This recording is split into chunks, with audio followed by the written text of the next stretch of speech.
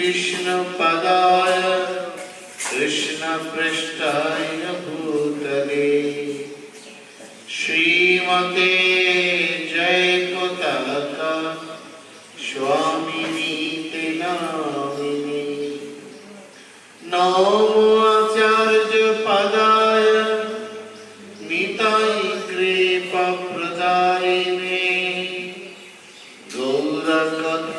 गौरकथादामोदर नगरग्रामतारिणे नमयं विष्णुपदाय कृष्णपृष्ठाय भूतले श्रीमते भक्तिवेदान्त स्वामिनीति नामिने नमस्ते सरस्वती देवे गौरवाणी प्रचारिणे निर्विशेष शून्यवादी पाश्चात्यदेशतारिणे नमस्ते श्रीपुंडरीकाय कृष्ण प्रेम प्रदाय श्रीमाधवेन्द्र सेवकाय महावदन्यायते जय श्री कृष्ण चैतन्य प्रभु नित्यानंद श्री अद्वैत गदाधर श्रीवासदि गौर भक्त वृंद हरे कृष्ण कृष्ण कृष्ण हरे हरे हरे राम राम राम हरे हरे ओम यं ब्रह्म वरुणेन्द्र रुद्रामरुतस्तुन्नन्ति दिग्वैस्तवै वेदैः साङ्गपदक्रमयुपनिषदै गायन्ति यं सामगा ध्यानमवस्थिततद्गतेन मनुषा पश्यन्ति यं योगिनः यस्यन्तं न विदुषुरयशोरजनाः देवायै तस्मै नमः ॐ नारायणं नमस्कृत्यं नरं चैव नरोत्तमं देवीं सरस्वतीं व्यासं ततो जयमुदीरये ॐ नमो भगवते वासुदेवाय ॐ नमो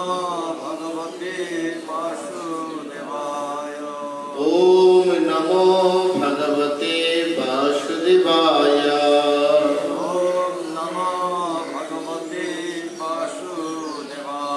ॐ नमो भगवते वासुदेवाय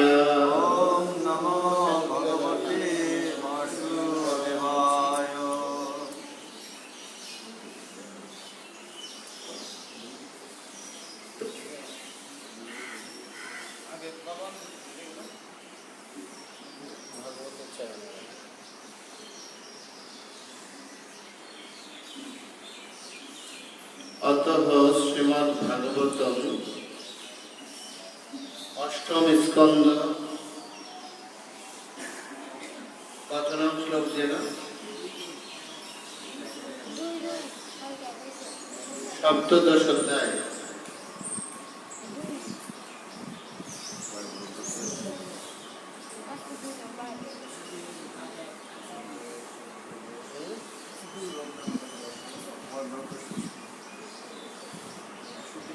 द्वितीय থেকে তৃতীয় নাম শ্লোক চিন্তয়ন্ত কয়া বুদ্ধিয়া महापुरुषम् ईश्वरम् पाकृज्येन्द्रियदृष्टस्सन् मनसा बुद्धिसारथि मनश्चैकाग्रया बुद्धिया भगवत्याखिलात्मनि वासुदेवे समाधाय चचारः पयोव्रतम्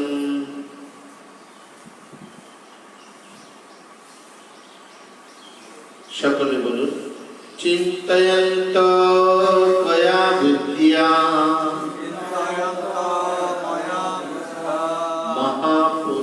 महापुरुषमीश्वरम्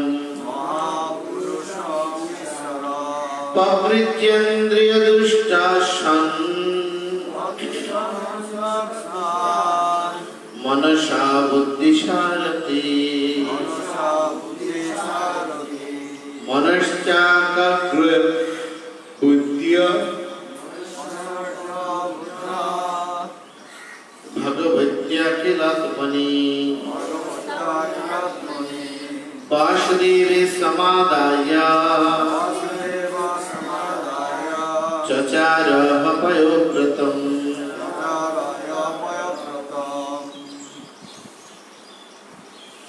অনুবাদ। পূর্ণ একাগ্রতা সহকারে অদিতি ভগবানের চিন্তা করে বুদ্ধিরূপ সারথীর সাহায্যে মনরূপ রশ্মির দ্বারা ইন্দ্রিয়রূপ দুষ্ট অশ্বদের সংযত করেছিলেন। তিনি একাগ্র চিত্তে ভগবান বাসুদেবের মন স্থির করে পয়ব্রত আচরণ করেছিলেন।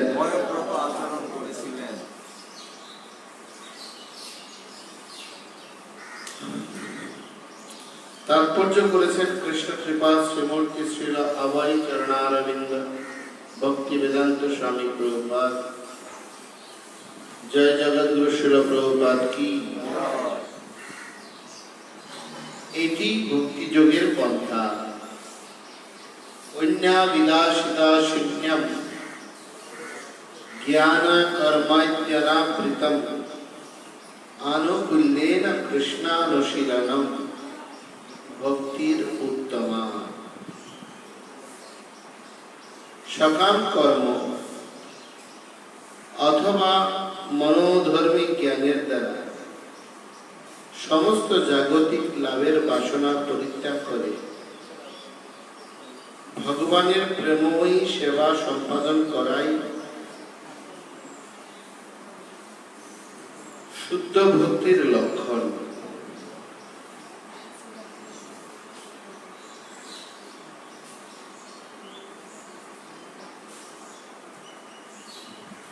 মানুষের কর্তব্য কেবল বাসুদেব শ্রীকৃষ্ণের পাদশ্রী পাদপদ্মে মনকে একাগ্র করা। সবই মনঃ কৃষ্ণ পদারবিন্দয়। তার ফলে মন এবং ইন্দ্রিয় বশীভূত হবে এবং তখন পূর্ণরূপে ভগবানের সেবায় নিজেকে যুক্ত করা যাবে। ভক্তকে মন এবং ইন্দ্রিয় সংযত করার জন্য হঠযোগ অভ্যাস করতে হয় না।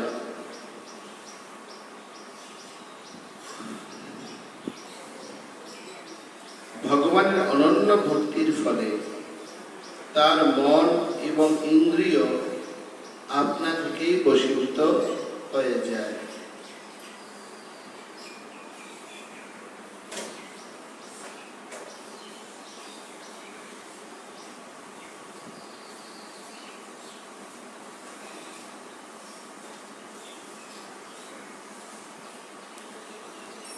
আজকে এই অধ্যায়টির নাম হচ্ছে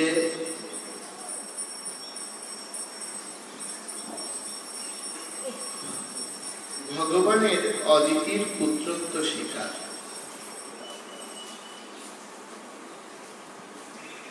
তো এই শ্লোকে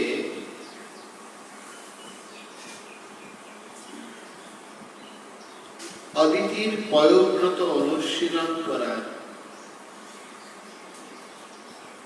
পরিণতি যে ভগবত প্রাপ্তির মহিমা বর্ণিত হয়েছে।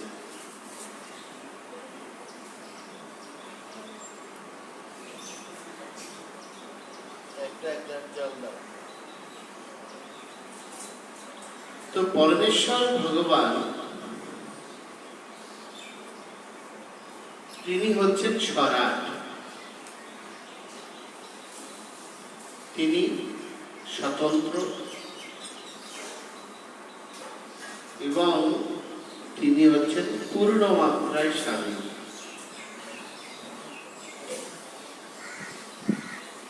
পূর্ণ মাত্রা শব্দটি সংযুক্ত হওয়ার কারণ হচ্ছে বা পূর্ণরূপে স্বাধীন। স্বাধীন শব্দটির অর্থ হচ্ছে স্ব-অধীন।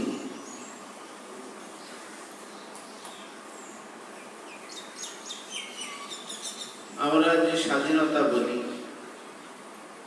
স্বাধীনতার জন্য মানুষ প্রাণ বিসর্জন দেয়, একটি জাতির সঙ্গে আরেকটি জাতির সংঘর্ষ হয়,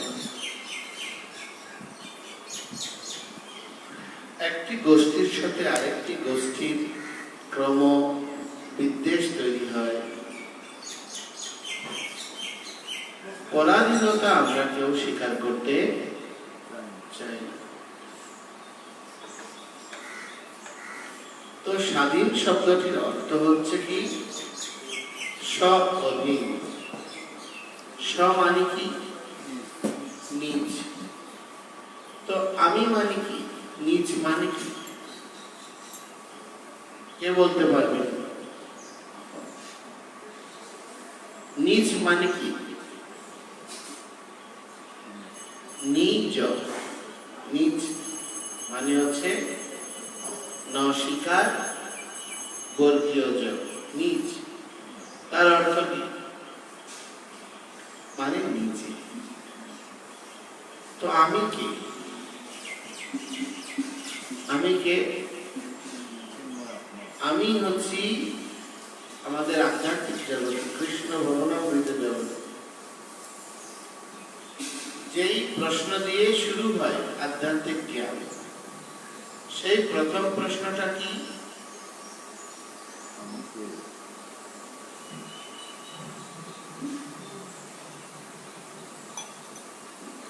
সেই প্রথম প্রশ্নটি হচ্ছে আমি কে? তো উত্তরটা কি? আমি চিন্ময় আত্মা, স্থূল জড় দেহ নয়। সুতরাং স্ব শব্দের অর্থ হচ্ছে আত্মা। তো আত্মা হচ্ছে পরমেশ্বর ভগবানের নিত্য শাশ্বত অংশ। স্ব-অধীন মানে হচ্ছে নিজের অধীন। তো আত্মা তো একটা অংশ,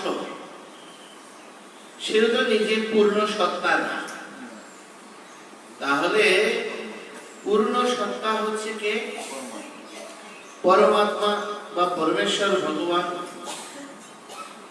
তো সেই পরমাত্মার অধীনতাকে স্বীকার করা মানেই হচ্ছে স্বাধীনতা।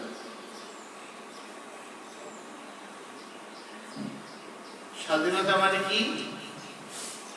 কি বললাম? পরমাত্মা বা পরমেশ্বর ভগবানের অধীনতা স্বীকার করাই হচ্ছে স্বাধীনতা। এই স্থূল জড়জগতে যেটা স্বাধীনতা বোঝায়, সেই স্বাধীনতা মানে কি? সেই স্বাধীনতা মানে হচ্ছে স্বেচ্ছাচারিতা।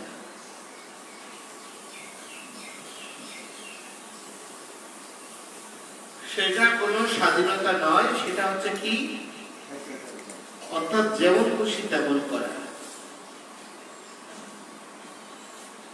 এই সাউন্ড সিস্টেমটা ব্যবহার করে ভাগবত পাঠ করছি, কিন্তু এই সাউন্ড সিস্টেমটা এখন শুনতে ভালো লাগছে না খারাপ লাগছে? শুনতে খুব সহজ হচ্ছে, সহায়ক হিসেবে কাজ করছে। ভলিউমকে যখন পূর্ণ মাত্রায় বাড়িয়ে দেব আর বড় বড় চিৎকার করব, তাহলে এদিকে শ্রুতি গোচর হবে, শ্রুতি মধুর হবে, শুনতেও পারবেন না, কিছু ভালোও লাগবে না। তো সুতরাং এমন ভাবে যে কোনো কিছুকে ব্যবহার করা উচিত যেন সেই ব্যবহারের দ্বারা পূর্ণ মাত্রায় কি হয়? উৎকর্ষ সাধিত হয়। উৎকর্ষ মানে কি? উৎকর্ষ মানে হচ্ছে যে উত্তম সোপানে উন্নীত হওয়া। উৎকর্ষ মানে কি? উত্তম সোপানে উঠিত হওয়া, অর্থাৎ উত্তম সিঁড়িতে আরোহণ করা। অনুত্তম কি, আনুত্তম? আমরা বললাম যে স্বাধীন মানে হচ্ছে স্বাধীন। তো প্রকৃত স্বাধীন মানে কি? পরমাত্মার অধীনতা স্বীকার করা। তো যদি পরমাত্মার অধীনতা স্বীকার করি, আমি নিজেকে পরমেশ্বর ভগবানের স্বতন্ত্র অংশ বলে স্বীকার করি, মানি, তাহলে বাস্তবিক অর্থে আত্মা অথবা নিজে ক্রিয়াশীলতা প্রকাশ করার, ক্রিয়াশীলতা প্রদর্শন করার কোন সুযোগ থাকবে না থাকবে না? ক্রিয়াশীলতার কোন সুযোগ থাকবে? কোন সুযোগ থাকবে।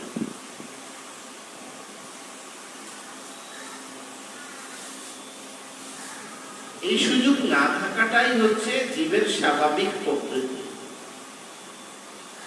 পরমাত্মার ইচ্ছার দ্বারা জীব সঞ্চালিত হবে, এটি হচ্ছে জীবের স্বাভাবিক প্রকৃতি। সেই প্রকৃতির ব্যতিক্রম হিসেবে কেউ যখন নিজের ইচ্ছার দ্বারা নিজের আত্মপুষ্টি বিধানের প্রয়াস করে, সেটি হচ্ছে অভিলাষিতা।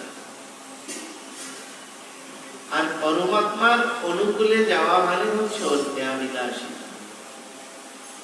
তো শ্রীল প্রভুপাদ এই শ্লোকের তাৎপর্য বোঝানোর জন্য এই শ্লোকটি অবতারণা করেছেন।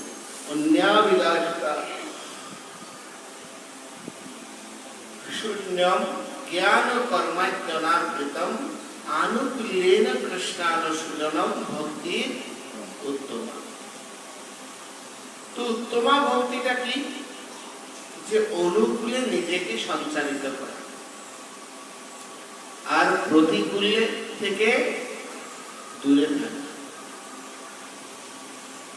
আজকে হচ্ছে অপ্রাকৃত ভাদ্র পূর্ণিমা। এই ভাদ্র পূর্ণিমার দিন কি হয় কেউ বলতে পারবেন? ভাদ্র পূর্ণিমার সংক্ষিপ্ত গুরুত্ব কে বলতে পারবেন? ভাদ্র পূর্ণিমার দিন কি হয়েছে, কেন এটি বিশেষ গুরুত্বপূর্ণ? কে বলতে পারবেন? হাত তুলতে পারেন। হ্যাঁ,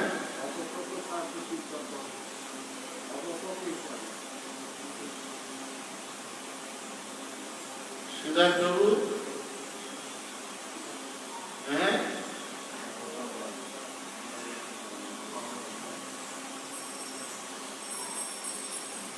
এই পবিত্র দিন হচ্ছে অমল পুরাণ শ্রীমদ ভাগবতমের আবির্ভাব। তো আসলে বাস্তবিক অর্থে এই শ্রীমদ ভাগবতম হচ্ছে স্বয়ং ভগবান থেকে অভিন্ন। আর এই ভাগবত প্রাকৃত জ্ঞান এই জড়জগতে আমাদের গোচরীভূত হওয়ার পূর্বে এই জ্ঞান কোথায় সমাহিত ছিল? একটা বিল্ডিং স্ট্রাকচার করার আগে ওই বিল্ডিংটা কোথায় থাকে?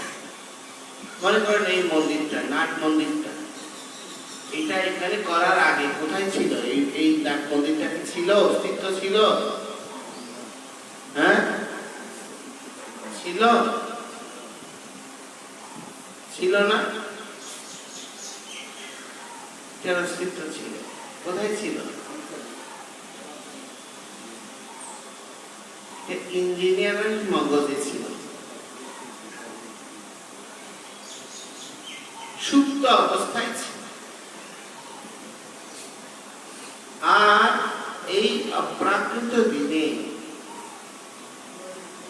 সেই শ্রীমদ ভাগবতম, যা ভগবানের মধ্যে যে অপ্রাকৃততা, রূপ, গুণ, লীলা অবর্ণনীয় ছিল, যা বর্ণনা করার মতো উপযুক্ত ছিল না, সেই অবর্ণনীয় অদ্বৈত পরম জ্ঞান আজকের দিনে কি হয়েছে? গোচরীভূত হয়েছে। আমাদের দৃষ্টি সীমায় কি হয়েছে?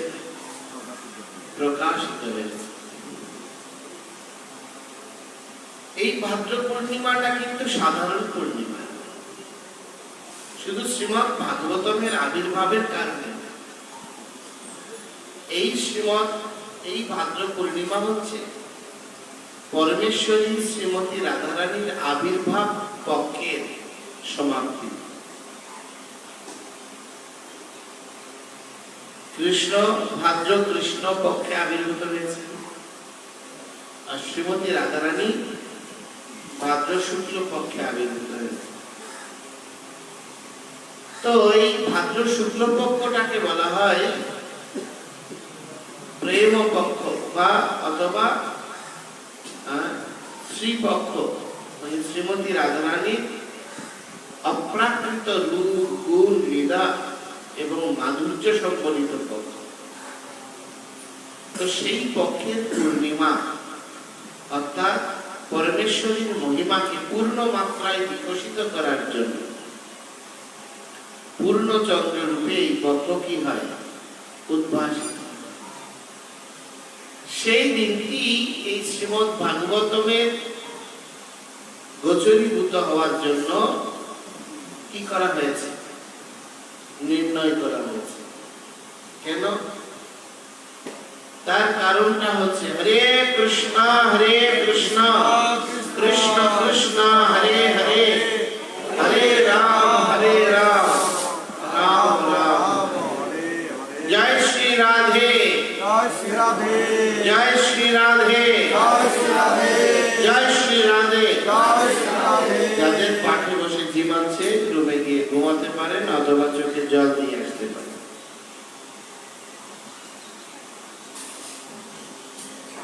এটা এরকম নয় যে আমি এখানে পাঠে না বসলে আমার আজকের খাবার জুটবে না। এটা অনিচ্ছাকৃত সময় কাটানো না, এটা আত্মতপস্যার অংশ। তপস্যা কেন করে? নিজের আত্মশক্তিকে কি করার জন্য? বিকশিত করার জন্য, শানিত করার জন্য, আর নিজের অনর্থ সমূহকে নিবৃত্ত করার জন্য। অনর্থ উৎপন্ন হয় কিসের জন্য? অভিলাষিতা, ভোগ বাঞ্ছা, আয়েশ প্রবণতা। আর অনর্থ কিসের থেকে দ্রবীভূত হয়? যদি কেউ ভগবত কৃত্য সাধন করে, শ্রী ভগবানের সন্তোষের জন্য কার্য সম্পাদন করে, শ্রী ভগবানের সন্তুষ্টির জন্য ক্লেশ স্বীকার করে, সেটি হচ্ছে তপস্যা। তো সেজন্য শ্রীমদ্ ভাগবতম পাঠ এটা প্রাত্যহিক কোনো কর্মকাণ্ড না, এটা কর্মসূচি না, এটি আমাদের ভগবানের সঙ্গে সম্পর্কীভূত হওয়ার একটি অনন্য সুযোগ বা মাধ্যম। নষ্ট প্রায়েষু অভদ্রেষু নিত্যম ভাগবত সেবয়া, ভাগবতী উত্তম শ্লোকে ভক্তির ভগবতী নিষ্ঠ। সুতরাং নষ্ট প্রায় অভদ্র চিত্ত মানুষও ভক্তির প্রভাবে ভাগবতের সংস্পর্শে তার চিত্ত রসোৎফুল্ল হতে পারে, সে শুদ্ধ সত্যে অধিষ্ঠিত হতে পারে, বিশুদ্ধা স্থিতিতে বিরাজিত হয়ে সেই সমস্ত জীবকে আলোকবর্তিকা রূপ আলোক প্রদান করতে পারে, জ্ঞান আলোক দান করতে পারে। তো শ্রীমদ্ ভাগবতম আজকের সেই দিনে আবির্ভূত হয়েছে যেদিন রাধা পক্ষের পরিসমাপ্তিতে শ্রীমতী রাধারানীর রূপ, গুণ, রস, লীলাকে কি করেছে? পূর্ণ মাত্রায় বিকশিত করার সুযোগ এই জড়জগতের জীবের কাছে সাধিত হয়েছে। সেই দিনটি শ্রীমদ্ ভাগবত প্রবর্তনের জন্য উপযুক্ত রূপে ভগবান গ্রহণ করেছেন। এর কারণটা কি? কারণ হচ্ছে শ্রীমদ্ ভাগবতম ভগবানের সঙ্গে ভক্তের নিবিড় প্রেম বন্ধনকে কি করছে? প্রকাশ করছে। ভক্তের প্রতি ভগবানের অনুরাগকে আর ভক্তের ভগবানের প্রতি অনুরাগকে প্রকাশিত করেছে। জীবের প্রবৃত্তি এখানে কি হয়েছে, জীবের প্রকৃত প্রবৃত্তি কি হওয়া উচিত সেটি এখানে প্রকাশিত হয়েছে। তো সেজন্য বলছি, জীব যদি স্বাধীনতা কামনা করে, স্থূল জড় দেহ বা জড় আবরণকে নিজের সত্তা বলে মনে করে, তার আত্মপুষ্টির জন্য অথবা তার অধীনতাকে স্বীকার করে, সেটি হচ্ছে আত্মহত্যা। দেখবেন শিকারীরা কি করে, পাখিকে ছোটবেলায় অনেকে দেখেছে কিনা জানি না, পাখি ধরার জন্য কতগুলো ফাঁদ পাতানো হয়। আমাদের ইমনরা ভালো জানতো, ওরা পাহাড়িরা এরকম করে। কি করে, সুতা দিয়ে একটা ডিডো তৈরি করে, তার মাঝখানে খাবার দেয়। তো ওই খাবার খেতে আসলেই তার পাটা অটোমেটিকলি টান খাবে এবং সে ফেসে যায়। জয় জয় শ্রী শ্রী গুরু গৌরাঙ্গ বারসবান মুরারি কি।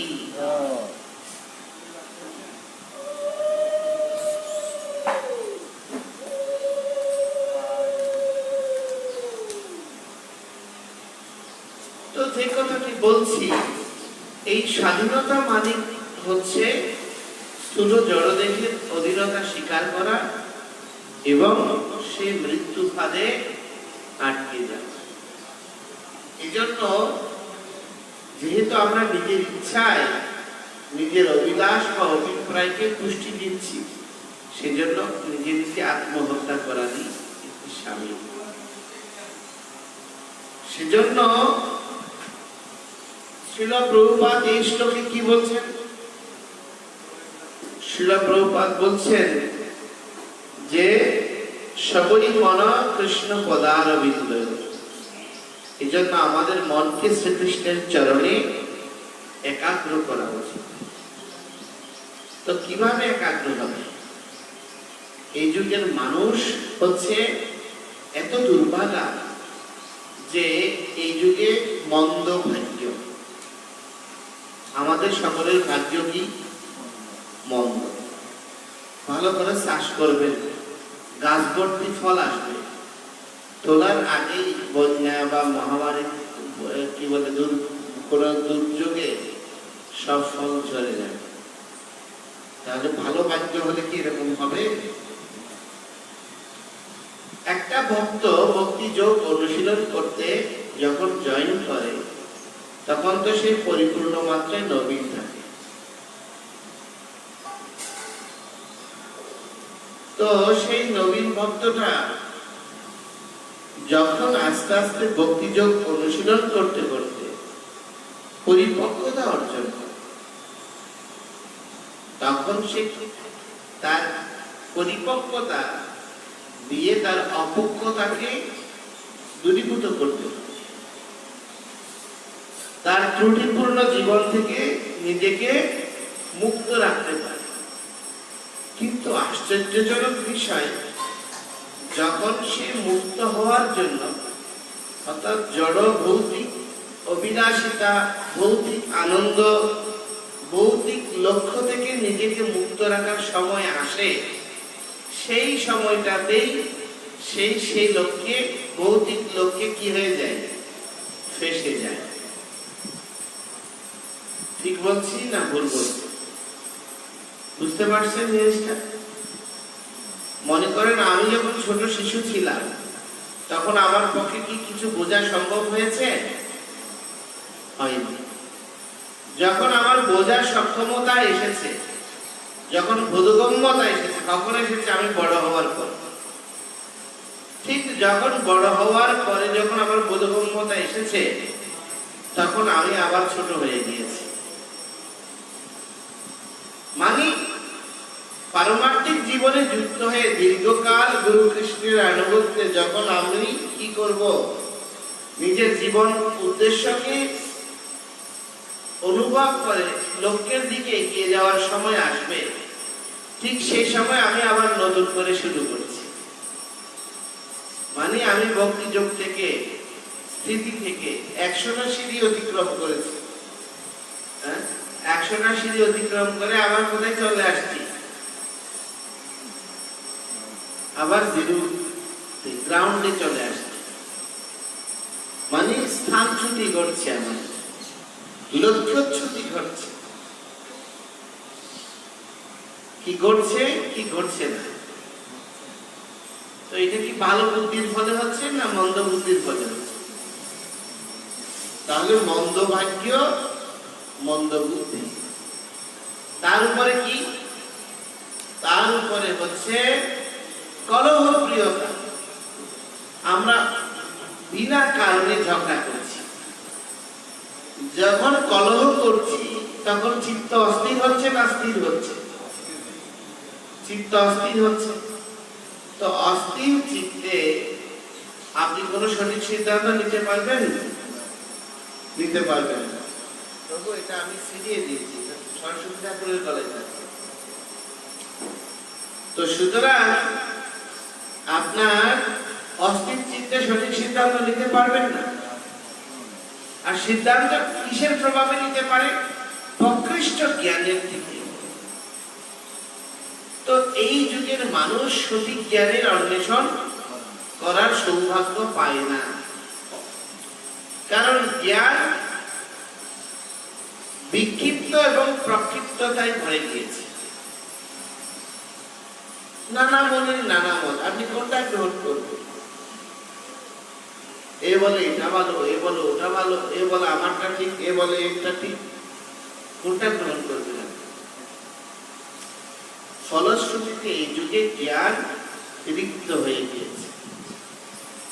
জ্ঞানের আপনার কি বলে উদর শূন্য হয়ে গিয়েছে। উদর যদি শূন্য হয়ে যায়, পেট যদি খালি হয়ে যায়, শরীরে শক্তি থাকে, তো জ্ঞান এই যুগে বৃদ্ধ হয়ে গিয়েছে, জীর্ণ হয়ে গেছে, যৌবন হারিয়ে গেছে। আর জ্ঞান যদি না থাকে তাহলে বৈরাগ্য আসবে। বৈরাগ্যটা কেন আসে? বৈরাগ্যটা আসে যে যদি কেউ বুঝতে পারে, এই যে আমি বলছি যে স্বাধীন, স্বাধীন শব্দের অর্থ কি? স্বাধীন। তো স্ব মানে কি?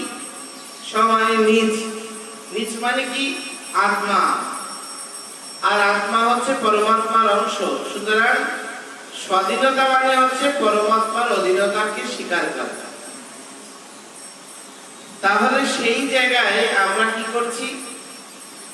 আমরা স্থূল জড়দেহের আনুগত্য স্বীকার করছি, নিজের দেহের পুষ্টি করছি, আর ইন্দ্রিয় আর মনের দ্বারা পরিচালিত হচ্ছি। তো যেহেতু ইন্দ্রিয় আর মনের দ্বারা পরিচালিত হচ্ছি, তাহলে আমি বাস্তবিক স্বাধীন না হয়ে পরাধীনেই থাকছি।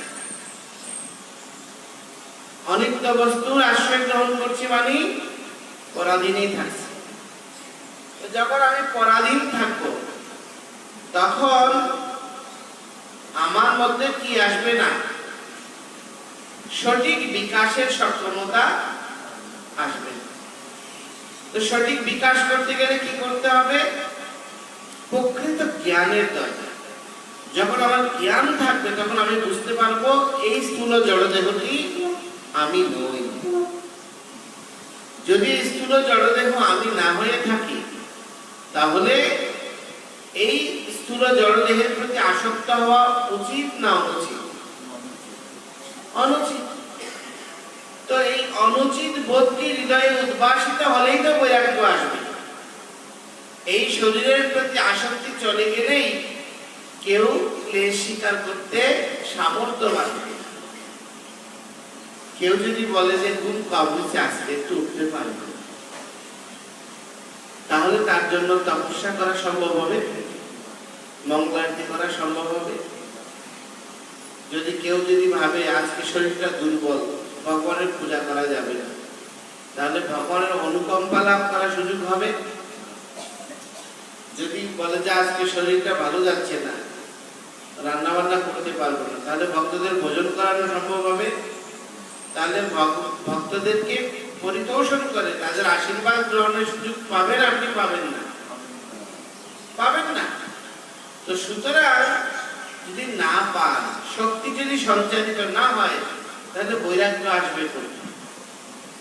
এই জন্য এই যুগে বৈরাগ্যও বৃদ্ধ হয়ে গিয়েছে, যৌবন হারিয়ে গিয়েছে। তো জ্ঞান রূপী পুত্র আর বৈরাগ্য রূপী পুত্রের বার্ধক্য দশা নিয়ে বৃদ্ধ মাতা ভক্তি। জ্ঞান আর বৈরাগ্য যদি না থাকে, ভক্তি আসবে? ভক্তিটা কি? আমরা কালকে বলছিলাম, ভক্তি মানে হচ্ছে ভালোবাসা। ভক্তির যোগ মানে হচ্ছে কি? ভালোবাসার যোগ। জ্ঞান যোগ, হঠ যোগ, রাগ যোগ, জ্ঞান যোগ, কর্মযোগ, কত রকমের যোগ। ভক্তির যোগটা কিসের থেকে আসবে? ভালোবাসা থেকে। তো এই যুগে ভালোবাসা আছে? কার হৃদয়ে ভালোবাসা আছে? একটু হাত তুলবেন। হ্যাঁ, বাস্তবিক কেউরই ভালোবাসা নেই, স্বার্থ এর উপরেই ভালোবাসা। যদি আমি আপনাকে ভালো মূল্যায়ন করি, সম্মান করি, ভালো খাওয়াই, তাহলে আপনি আমাকে ভালোবাসবেন। চিন্ময় প্রভু খুব ভালো। আর যদি হঠাৎ দেওয়া বন্ধ করে দেয়, বদমাইশ, আমার পাওনাগুলো আমাকে দিচ্ছে না, হ্যাঁ, বলবে কি বলবে না? আসলে আমার সম্পত্তিতে কি আপনার অধিকার আছে? নাই। না থাকার পরও আমি দিচ্ছিলাম, এটা আপনার উপর পাওয়া, মানে এটা আপনার পাওয়া কথা ছিল না, কিন্তু পেতে পেতে এখন অভ্যাস এমন হয়ে গেছে, মনে হচ্ছে এটা আপনার অধিকার। এখন আমি যখন দিচ্ছি না, তখন মনে হচ্ছে যে আমি আপনাকে এটা কি করছি? বঞ্চিত করছি। এরকম মনোভাব হয় কিনা? হ্যাঁ, হয় কিনা? যেমন আধুনিক কালে স্ত্রীদেরকে চাকরি করিয়ে অনেক পুরুষরা অর্থ উপার্জন করে। তো স্ত্রীকে ভরণ পোষণ করা তো স্বামীর কর্তব্য। তো এখন স্ত্রীদের ভরণ পোষণের জন্য চাকরি করে হেল্প করছে, এটা তো উপর পাওয়া, এক্সট্রা পাওয়া, হ্যাঁ কি না? কিন্তু যখন চাকরি করছে না, ঠিক মতো টাকা পয়সা দিচ্ছে না, তখন স্বামী মনে করছে, আরে এই টাকার তো উপর হক আমার, অধিকার আমার, ও আমাকে দিচ্ছে না কেন? এরকম কলহ হচ্ছে কিনা? হচ্ছে। তো ভালোবাসা যদি না থাকে, তাহলে ভক্তি প্রকাশিত হবে? আমরা যে এখানে সংসার ছেড়ে, আত্মীয় স্বজন ছেড়ে এখানে এসে জীবন কাটিয়ে দিচ্ছি, কার উদ্দেশ্যে? ভগবানের উদ্দেশ্যে, গুরুদেবের উদ্দেশ্যে, শ্রীল প্রভুপাদের উদ্দেশ্যে, পূর্ববর্তী আচার্যদের উদ্দেশ্যে। তো এই ভালোবাসাটা কিসের থেকে আসে? ভালোবাসাটা আসে বিশ্বাস থেকে। ভালোবাসাটা আসে কিসের থেকে? বিশ্বাস থেকে। যেহেতু এই যুগের মানুষের ভাগ্য মন্দ, বুদ্ধি মন্দ, আবার আয়ু স্বল্প। যদি কেউ কেউ বলে যে প্রসাদ খেতে বসছেন, এই মাত্র 3 মিনিট খেতে পারবেন, যে যা পারেন খান, তো কি করবেন? কোন স্বাদ গ্রহণের সুযোগ পাবেন? বিচার করার সুযোগ পাবেন কোনটা ভালো আইটেম, খারাপ আইটেম? কফাকফ মুখের মধ্যে কি করবেন? ঢুকাবেন।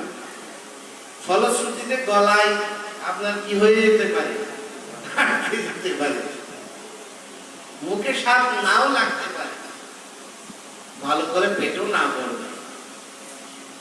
তো এইরকম অস্থিরতার মধ্যে আপনি বিশ্বাসের গভীরতা অনুধ্যান করার মতো সুযোগ আপনার আছে। আগেকার দিনে 10,000 বছর তপস্যা করে মোক্ষ লাভ করেছে সত্য যুগ। ত্রেতা যুগে কত? আপনার সত্য যুগে 1 লক্ষ, ত্রেতা যুগে 10,000, আর তারপর যুগে 1,000। তো আপনি যদি 200-300 বছর তপস্যা করেন, করতে করতে করতে করতে তার উপলব্ধি বা অনুভূতিটা শানিত হওয়ার কথা, সেই জায়গায় এখন অল্প আয়ু নিয়ে রোগে শোকে কাতর হয়ে কিছুক্ষণ পর পর চেতনা চেঞ্জ হচ্ছে কিনা? তাহলে তার পক্ষে লক্ষ্যে পৌঁছানো সম্ভব না সম্ভব না? সম্ভব নয়। ফলশ্রুতিতে বিশ্বাসটাও ক্ষণে ক্ষণে পরিবর্তন হচ্ছে। কতক্ষণ ডম্বুরুকে বিশ্বাস করছি, কতক্ষণ পিয়ারে করছি, কতক্ষণ অনিরে করছি, কতক্ষণ কারে করছি, কানেরে করছি, কতক্ষণ শ্রীধরে করছি, কতক্ষণ কল্পতরু প্রভুকে করছি, কতক্ষণ যদুকে করছি, কতক্ষণ মধুকে করছি। তো এইভাবে করতে করতে করতে করতে বিশ্বাসটা কি হচ্ছে? প্রতিটা মুহূর্তে চেঞ্জ হচ্ছে। ফলশ্রুতিতে এমন একটা প্রেক্ষাপট আসছে যেখানে বিশ্বাসের কোন স্থিতি আর থাকছে না, পুরো জীবনটাই সন্দেহময়। এই জন্য এখন মাতা পুত্রকে সন্দেহ করে, পিতা পুত্রকে সন্দেহ করে, পুত্র পিতাকে সন্দেহ করে, শিষ্য গুরুকে সন্দেহ করে, গুরু শিষ্যকে সন্দেহ করে, প্রশাসক তার অনুগামীকে সন্দেহ করে, রাজা প্রজাকে সন্দেহ করে, প্রজা রাজাকে সন্দেহ করে। এই যুগে সন্দেহ নাই এরকম কেউ আছে? কিন্তু দেখুন কি দুর্ভাগ্য, আমরা ভালোবাসার যুগে আছি। জাগতিক মানুষের কথা তো দূরে থাকে, যাদের প্রকৃষ্ট জ্ঞান উদয় হয়, ভক্তি যোগে আছি, এরপরেও ভালোবাসা আমাদের মধ্যে নাই। কেন? বিশ্বাস দৃঢ় না। এই জন্য ভক্তি দেবীও এই যুগে বৃদ্ধ হয়ে গেছে। তো মাও বুড়ি, ছেলেও বুড়া।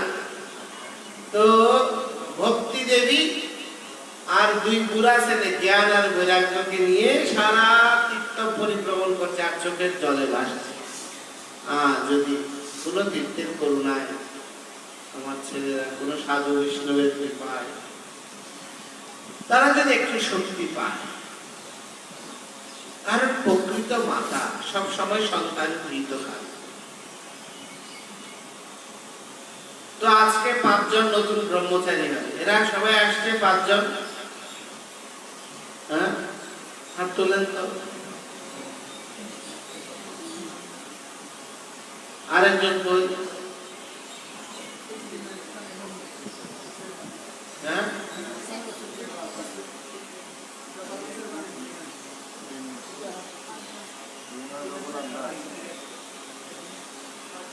তিনজন, 4 জন দেখছি, আরেকজন গতকাল আমি ক্লাসে বলছি জাস্ট টাইম 7:30 বা সর্বোচ্চ 8টার মধ্যে ভাগবত ক্লাসে আসবে বলছিলাম। কয়েক থেকে আসছে ভাগবত ক্লাসে যাওয়ার সময়? একটু হাত তুলো। গতকাল একটা ইনস্ট্রাকশন দিয়েছি, সেটাতে রুচি নাই।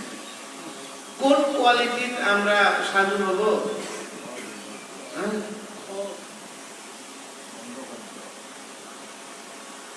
তো একজন ব্রহ্মচারী মানে কি? ব্রহ্ম হচ্ছে ব্যাপক। ব্রহ্ম হচ্ছে কি?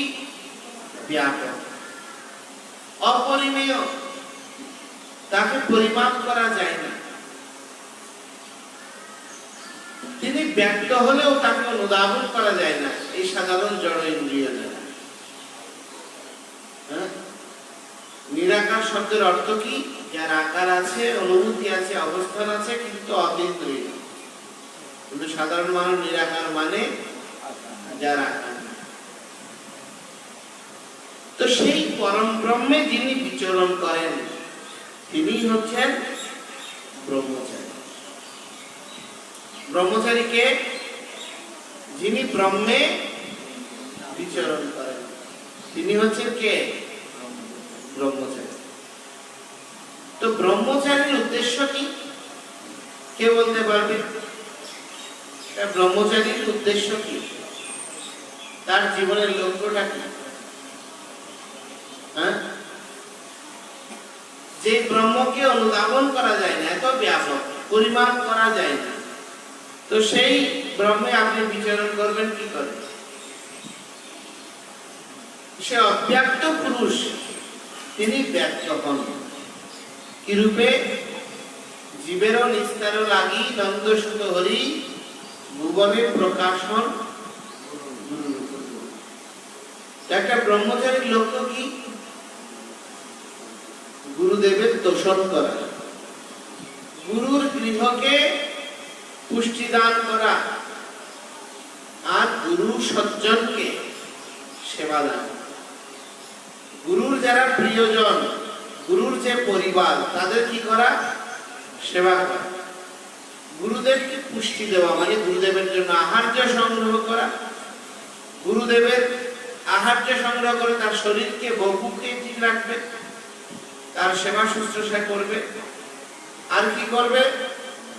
যজ্ঞ করার জন্য সমিত সংগ্রহ করে, মানে লাকড়ি, পুষ্প, তুলসী এসব সংগ্রহ করে গুরুর আত্মিক পুষ্টি বিধানের জন্য গুরুকে সহায়তা করবে।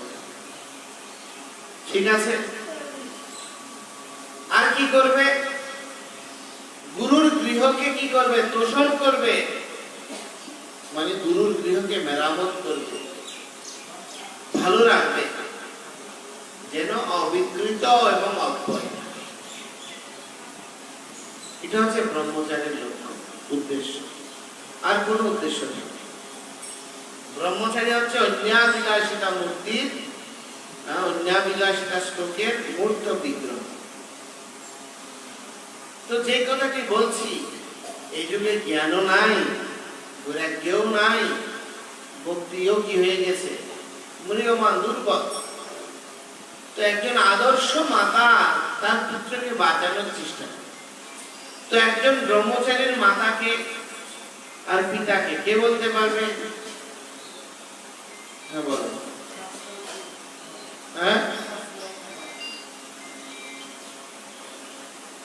ব্রহ্মচারীর পিতা হচ্ছে গুরুদেব, আর একজন ব্রহ্মচারীর মাতা হচ্ছে গুরুদেব মুখ গৃহ্যাত মন্ত্র বা উপদেশ। যে মন্ত্র আমরা লাভ করছি সেই দিব্য মন্ত্র হরে কৃষ্ণ কৃষ্ণ কৃষ্ণ হরে হরে, হরে রাম রাম রাম। এই দিব্য মন্ত্র হচ্ছে আমাদের মা, আর গুরু হচ্ছেন পিতা। তো মায়ের প্রচেষ্টা থাকে পুত্রকে ভালো করার জন্য। এই জন্য ভক্তি জননী কার কাছে গিয়েছে? শ্রীধাম ঘুরতে ঘুরতে শ্রীধাম বৃন্দাবনে গিয়েছে। তো বৃন্দাবনে আমরা সবাই যাই কিসের জন্য? টুরিস্ট হিসেবে, পর্যটক হিসেবে। কিন্তু কেউ যদি ব্রজ রজ ধারণের প্রয়াস না করে, ব্রজ রজের করুণা প্রত্যাশা না করে, তার ব্রজে গতি হয়। এখানে অনেক ভক্তরা এসে বাড়ি করছে, ঘর করছে থাকার জন্য। কিন্তু যদি ব্রজভূমি, এই অপ্রাকৃত ধাম, তার যে দিব্য ধুলা রাশি এবং এই যে ক্ষেত্রভূমি, তার প্রতি যদি প্রণতি না করে প্রতিদিন, তার স্তবগান না করে, তার করুণারূপী ধুলা রাশি যদি হৃদয়ে ধারণ না করে, তাহলে কখনো পরিশুদ্ধভাবে অদ্বৈত ব্রহ্ম জ্ঞান তার হৃদয়ে প্রকাশিত হবে না। তো প্রকাশ করতে গেলে কি করতে হবে? কি করতে হবে?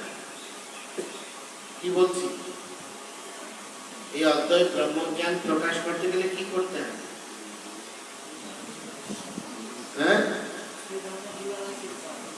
হ্যাঁ, এই ধুলা রাশির আশ্রয় গ্রহণ করতে হবে।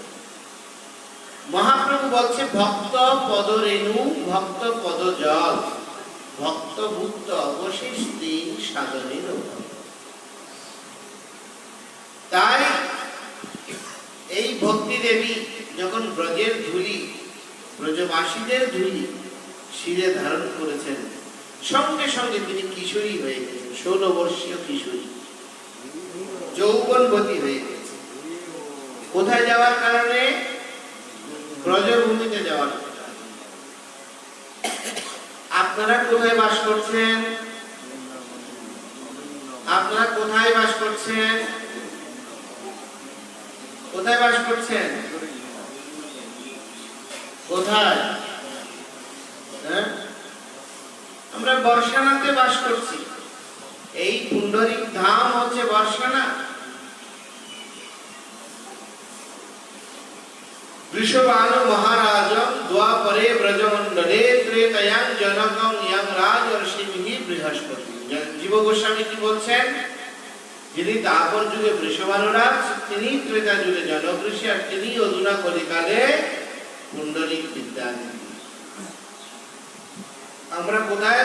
আমরা বর্ষানাবাসী, মানে বৃন্দাবনেই বাস করছি। তো বৃন্দাবনে গেলে তো ভক্তি কি হবে? ফল্লবিত হবে, কৈশোর্য প্রাপ্ত হবে, বিশ্বাস দৃঢ় হবে।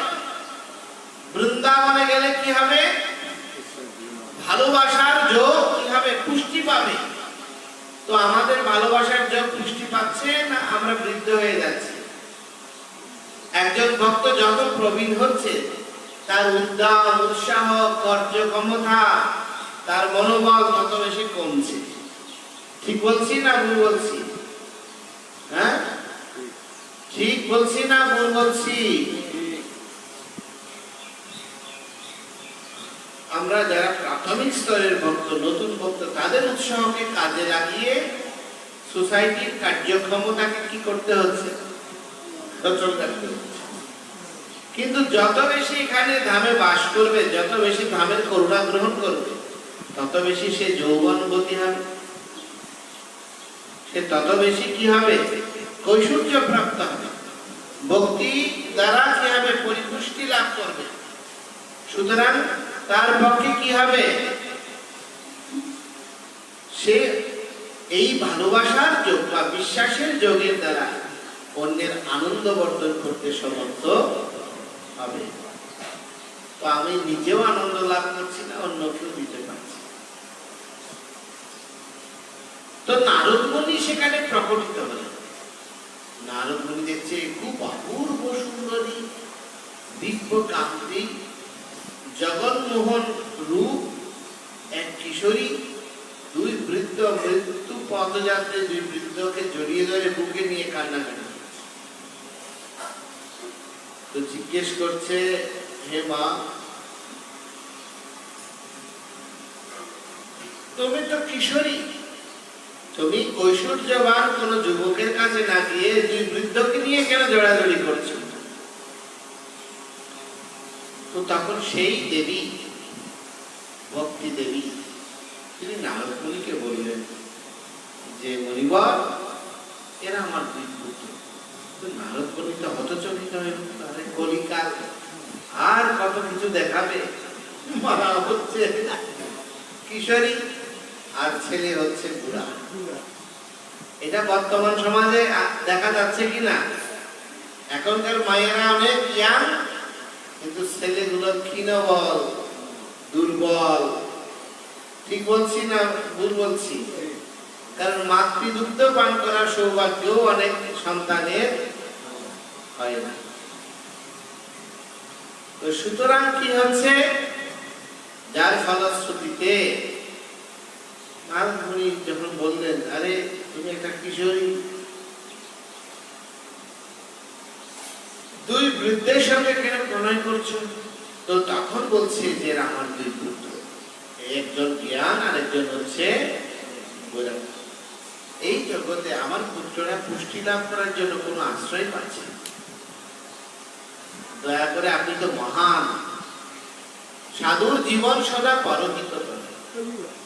সাধুর জীবন হচ্ছে কার জন্য? অন্যের হিতের জন্য।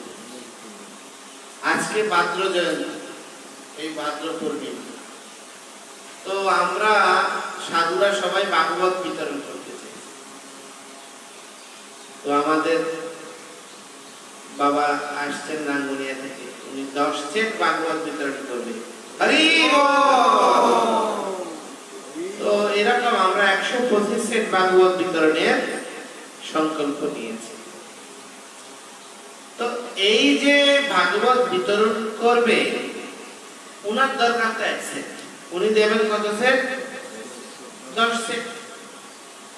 তো আর সাধুদের সবার তো ভাগবত আছে, তো সাধুরা কেন ভাগবত অন্যের কাছে উপস্থাপন করতে চায়? তার তো দরকার নাই। যার যা আছে সেটাকে আর প্রয়োজন হয়? যদি নতুন মোড়কে কিছু পাওয়া যায় তাহলে হয়তো পুরাতন জিনিস গ্রহণ করা যায়। এটা তো নতুন মোড়কে না। হ্যাঁ, সাধুকেরা ভাগবত বিতরণ করে, গ্রন্থ বিতরণ করে। সাধু চিন্তা করে আমি যে উৎকৃষ্ট জ্ঞান লাভ করে আমার জীবনকে ভগবত করুণার স্রোতে ভাসাতে পেরেছি, অন্তত আরেকজনও সেই সুযোগ লাভ করুক। এই জন্য বলতে সাধুর জীবন সদা করণীয়,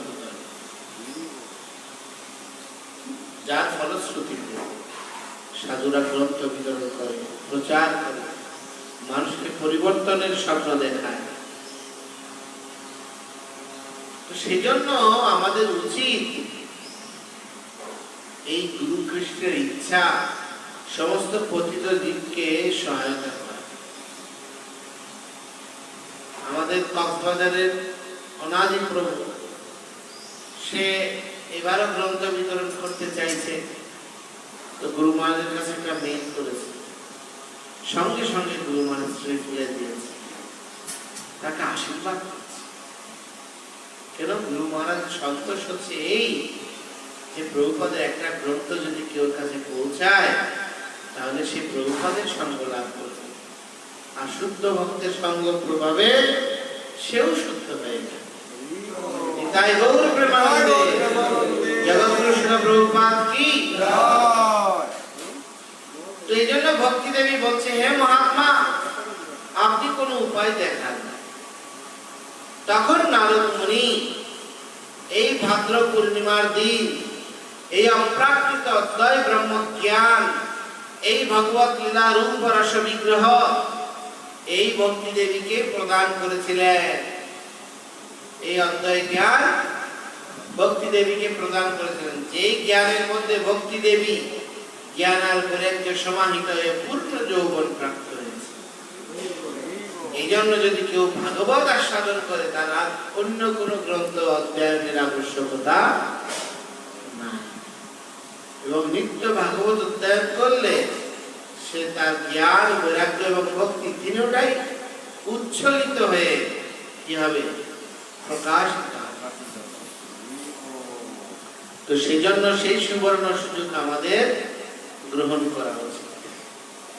এই অপ্রাকৃত দিনে আমরা যদি এই শ্রীমদ্ ভাগবত কাউকে বিতরণ করি, এবং যিনি গ্রহণ করবেন যিনি বিতরণ করবেন, একটা সেট গ্রন্থের মধ্যে দুজনে ফল পাবে।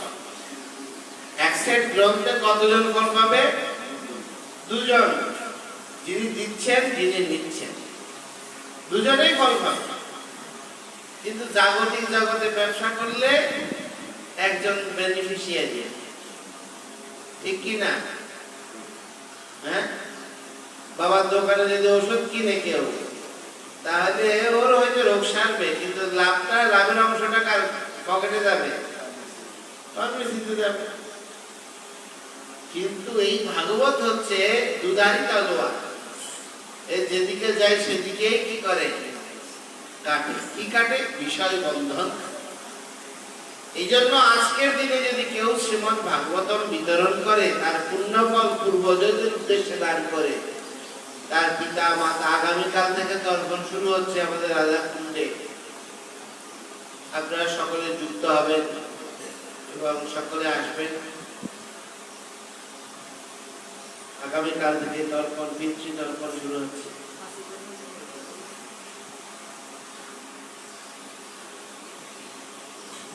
মহান মহান পণ্ডিত যারা, তারা তো এরকম কিছু করবে।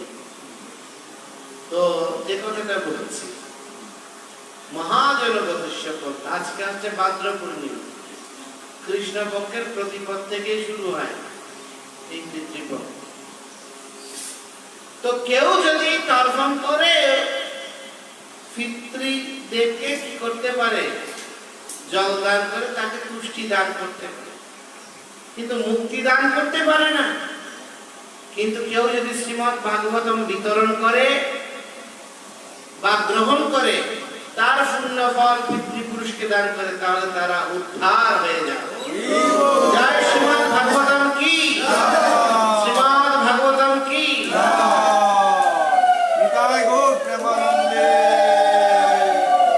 কেউ যদি শ্রীমদ্ ভাগবত গ্রহণ করে, ভগবানের সঙ্গে তার ভালোবাসা হয়ে যায়। তাহলে ভক্তি, জ্ঞান আর বৈরাগ্য তিনটা, বিশ্বাস সবকিছু ফিরে পাবে শুধু ভাগবতমের সেবা করে। কেউ যদি ভাগবত গ্রহণ করে, অবিদ্যারূপ পাখি সেই গৃহ থেকে উড়ে চলে যায়। অবিদ্যা বা মায়ারূপী পাখি কি হয়ে যায়? সেই গৃহ থেকে উড়ে চলে যায়। সুতরাং প্রহেলিকা থাকে,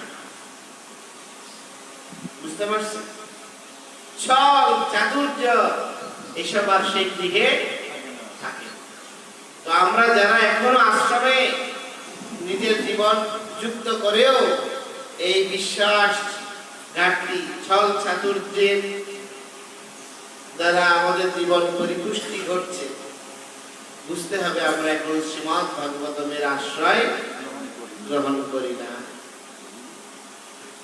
এই শ্রীমদ্ ভাগবতম যদি কেউ বিতরণ করে, তাহলে সে কার প্রিয় হয়ে যায়? পূর্বতন সমস্ত আচার্যদের প্রিয় হয়ে যায়।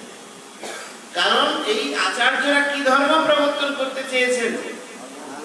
ভাগবত ধর্ম প্রবর্তন করতে চেয়েছেন। তো কাউকে দিয়েছেন মানে একজন ভাগবত ধর্মের গ্রহীতা বৃদ্ধি করেছে।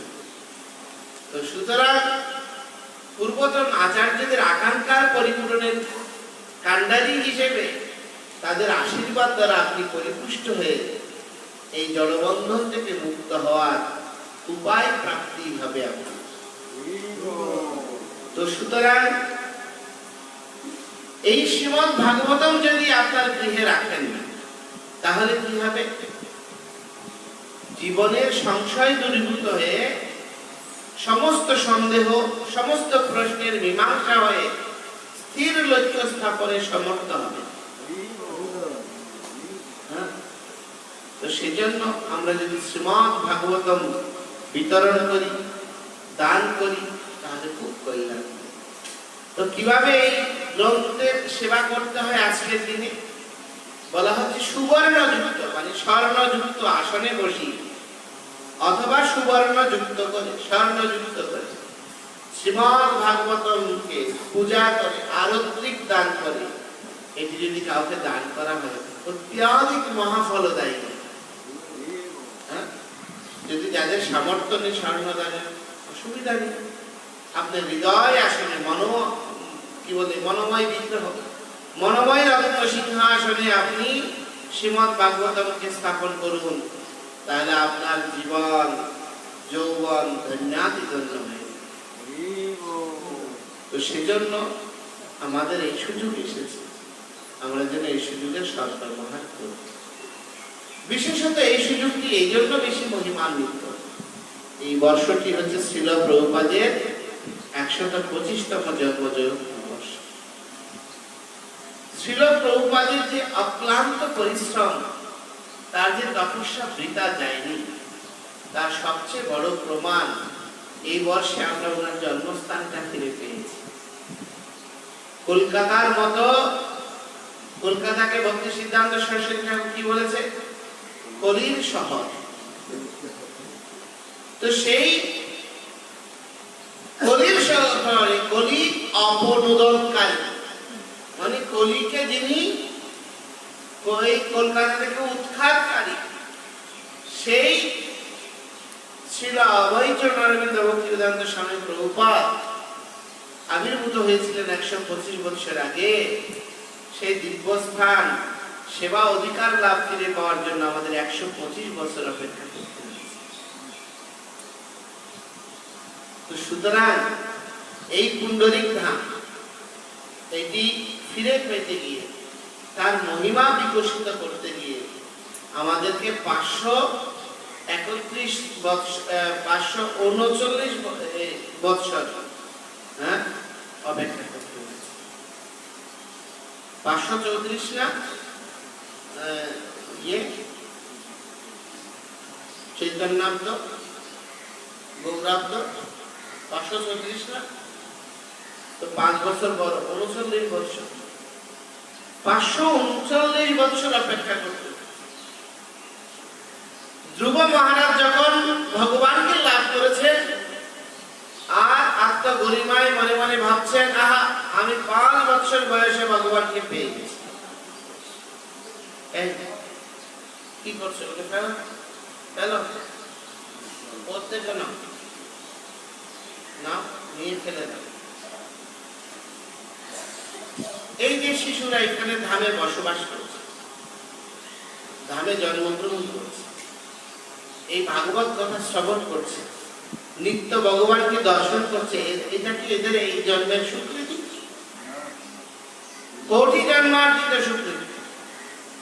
ধ্রুব মহারাজ মনে মনে ভাবছে, 5 বছর বয়সে আমি কি পেয়েছি, ভগবানকে দর্শন করছি।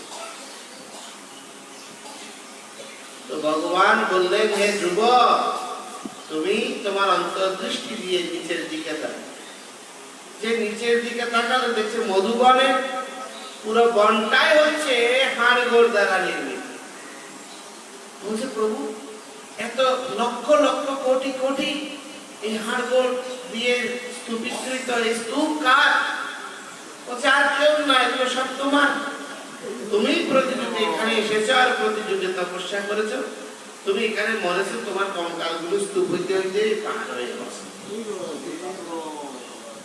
গরিমা কর। ভাগবতমে শুরু হয়েছে গরিমা থেকে মুক্ত হওয়ার জন্য, অহংকার থেকে, গৌরব থেকে, মাৎসর্য থেকে মুক্ত হওয়ার জন্য। তৃতীয় শ্লোকে কি বলেছে ভাগবতের সূচনা লগ্নে? কারা এই ভাগবত গ্রহণের অধিকারী, এই ভাগবত ধর্মের অধিকারী কারা?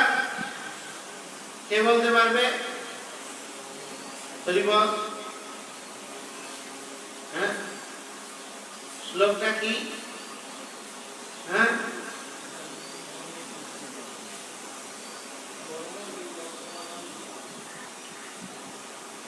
পরম নির্মৎসর নাম সত্য। নির্মৎসর হবে, নির্মৎসর ব্যক্তিদের জন্যই এই শ্রীমৎ ভাগবত। যাদের মধ্যে মাৎসর্য রয়েছে তাদের জন্য ভাগবত ধর্ম। এই ভাগবত ধর্ম হচ্ছে মাৎসর্য থেকে মুক্ত হওয়ার জন্য। এই ভাগবতের আশ্রয় গ্রহণ হচ্ছে কিসের জন্য?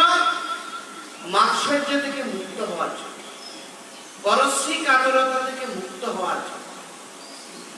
তো সুতরাং আজকের দিনে আমাদের সংকল্প নেওয়া হচ্ছে আমরা যেন মাৎসর্য মুক্ত হই, এই ভাগবতের সেবা করে, এই ভাগবতের আরতি করে। আমরা কি করি? ও তুই আমার চেয়ে বেশি বেড়ে যাচ্ছিস, দাঁড়া দাঁড়া, মানে কি তাকে একটু ডাউন করে। হ্যাঁ, ও আমার চেয়ে বেশি পণ্ডিত হয়ে গেছে, দাঁড়া তোর জন্য একটা কলঙ্ক রেখেছি। হ্যাঁ, আরে এই ছেলে আগে আমার পেছনে পেছনে ঘুরতে, এখন আমার কথাই শুনে না। এত সামর্থ্যবান করতে কি হলো? ও দলবল ভারী হয়েছে, কুন্দল তৈরি করে দিয়েছে। তো শ্রীল প্রভুপাদের এই বৎসর আমাদের উচিত চিন্তা করা যে প্রভুপাদের জন্মস্থানের সেবা অধিকার লাভ করতে আমাদের 125 বৎসর লাগছে। এই নির্মৎসর হতে আমাদের কত বৎসর লাগবে? এই জন্য সময় ক্ষেপণ না করে আমাদের যত্নবান হওয়া উচিত। এই বৎসরে আমরা নিজে নির্মৎসর হব এবং অন্যকে নির্মৎসর করার জন্য প্রচেষ্টা করব। তাহলে আচার প্রচার নামের করো হিন্দু কার্য, তুমি জগতের গুরু তুমি আজ। আমরা শিল প্রভুপাদের প্রিয় পৌত্র রূপে ওনার আত্মসুখ বিদান করতে পারব। শ্রীমদ ভাগবতের করুণানুগ্রহ লাভ করে এই জগতে নিজে ধন্য হব এবং অন্যকেও ধন্য করতে পারব। ভারত ভূমিতে মনুষ্য জন্ম হইল যা, জন্ম সার্থক করো। আমার নিজের জন্ম সার্থক করব এবং আমি অন্যের উপকার বিধান করি। তো এই শ্রীল প্রভুপাদের 125তম জন্মজয়ন্তীর বৎসরে আমরা শ্রী শ্রী আমাদের পরমারাধ্য গুরুমানের অভিপ্রেত এই ভাগবত বিতরণ করে, এই ভাগবত বিতরণ করে, গ্রন্থ বিতরণ করে, এই ভাগবত বিতরণের ভিক্ষা মূল্য আমরা কি করব? এই আমাদের বার্ষবাণী নির্মৎসর এক ভবন নির্মাণ করার জন্য প্রভুপাদগত ভবন নির্মাণের জন্য আমরা কি করব? ইনভেস্ট করব। তাহলে আমরা শ্রীল প্রভুপাদ এবং শ্রীমদ্ ভাগবতের করুণানুগ্রহে আমাদের জীবন ধন্য বিবর্ণ করতে পারব। হরে কৃষ্ণ হরে কৃষ্ণ কৃষ্ণ কৃষ্ণ হরে হরে রাম হরে রাম রাম রাম হরে রাম। জয় অমর পুরাণ শ্রীমদ্ ভাগবতম কি জয়, ভাদ্র পূর্ণিমা কি জয়, সমবেত ভক্ত বৃন্দ কি জয়, জগৎ গুরু শ্রীল প্রভুপাদ কি জয়, পতিত পাবন শ্রী গুরুদেব কি জয়। ইতায় গৌর প্রেমানন্দে।